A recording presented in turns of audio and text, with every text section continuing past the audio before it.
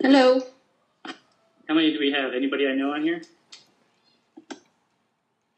Not me. We've got about 8 people, and I know Okay. David. You have David Follow on. He's on there. Oh no, I know David. Yeah, I'm here. Sorry, I was on mute. Good, and that's not a bad idea, folks. To mute yourselves during the presentation, but of course unmute. And I assume Chris doesn't mind a question or two along the way. Oh, absolutely. If you need to break in, take questions at the end as well. But if you need to break in, just let me know. So I am the program manager at Full Sail of the Game Design Bachelor of Science program. It's an online program, and that's enough about me. About our program, we're online, and it's game design. So we don't have any classes. There's no set times for interactions. So we have office hours, which is a nice change from traditional campus, so that you can be more flexible, so that students who have families and full-time jobs and things like that can more easily participate. And we teach game design. We don't teach programming. We have a game development program that is on campus that does teach a ton of programming. We have very little in our program because it's about design. We also don't teach art. We have a game art program for that, also on campus, and we also have a computer animation program on campus, and we have a master's program in production that's also on campus. Ours is the only online game program here at Full Sail, and it's the only game design program. The curriculum for the program is 120 credit hours over the course of the 32-month program. And the way the classes are set up is that they're scheduled. So there's no electives. You take class 1, then class 2, and then class 3, and class 4. And it gives us the opportunity to present material in a succession, in a threaded way, so that you can build on previous classes. So, for example, we can make sure that you take English composition before you take historical archetypes and mythology, and then storytelling in games, so that you had those before that. In the same way, we make sure that you've had game history and design tools and finite mathematics before you actually go into Game Design 1.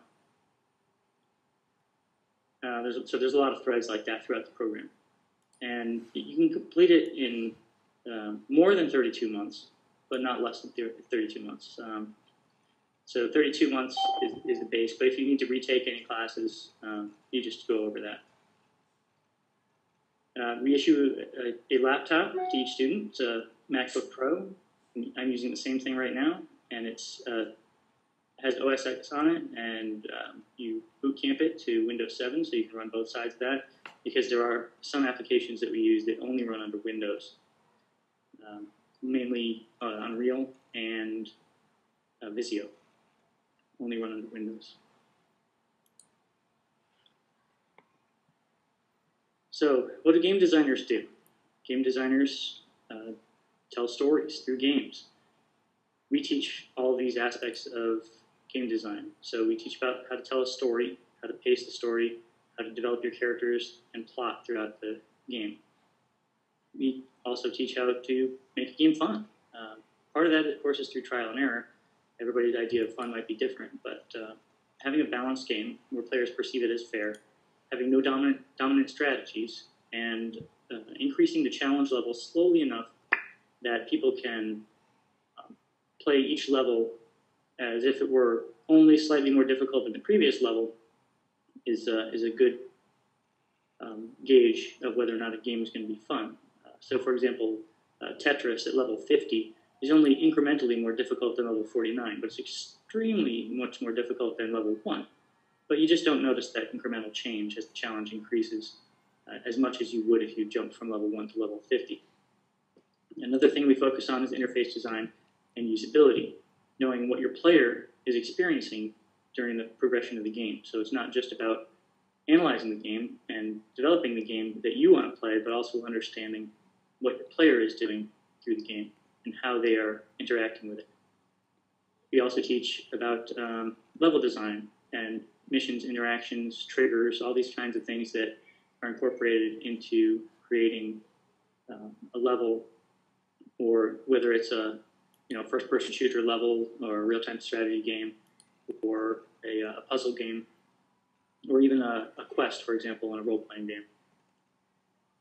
Another thing we talk about a lot is mechanics. So combat mechanics, balancing numbers. For example, if you have a weapon that has an extremely long range and does a lot of damage, you should reload very slowly. If you have one that fires very rapidly and doesn't do much damage, it should probably have short range. And balancing out these mechanics and how they interact with each other and how they affect other systems in the game is something that we also work on. And of course, overall world design, how the environment appears and how it interacts with the player and how the player interacts with it, how the game flows, the moment-to-moment gameplay. So yeah, there's a lot of stuff we cover, but again, you have 2.5 years, so that's quite a long time. Some of the tools that we are currently using, we have Microsoft Office, which every student gets both in the Windows side and the Mac side. We mainly use Word for a lot of written assignments. We use Excel and Visio for flowcharting, and PowerPoint for presentations. Sometimes we also use some of the things on the Mac side, or Prezi or other tools. Unity 3D is a free first-person shooter primarily engine that's available. And we do teach that for scripting purposes so that you can learn how to script actions in a typical engine, which is Unity is a very popular engine, especially among independent developers because it is low cost or free. And we mainly use JavaScript for that, although you can also use C, C#, and other scripting methods. And from there, we grow into the Unreal Development Kit, which uses Kismet visual scripting. And that is our platform of choice for the last about a third of the program. And you'll get pretty experienced with that. And it's very popular in the industry. A lot of companies use it. So that's one of the reasons we picked it, to make sure that you have valuable skills when you get out to the real world. Per-force version control software, we do use Dropbox, as I have in the line below that. It's kind of an informal version control software that students can use, but per-force is another industry standard, and so that's why we use that in our final project at the end of the program to get students used to using the real top-of-the-line software that's available. We also use AIM to communicate, and Skype, occasionally iChat, all kinds of other tools that we try to put together to make sure that we can communicate with students, students can communicate with us, that if there's a glitch in uploading an assignment or anything like that, there's plenty of ways to get in contact with us and be able to get credit for your work. Some of the positions that game designers hold, the bottom might be designer and creative director at the top, but there's a lot of other possibilities in between. You could be, for example, one of my favorites is systems designer, because that you really get to go in and tweak a lot of numbers, balance creatures, weapon monsters, quests, all these kinds of things. Level designers will actually be responsible for an entire level. Sorry, this is where we lost audio, but the rest of the slides are available. Take a look.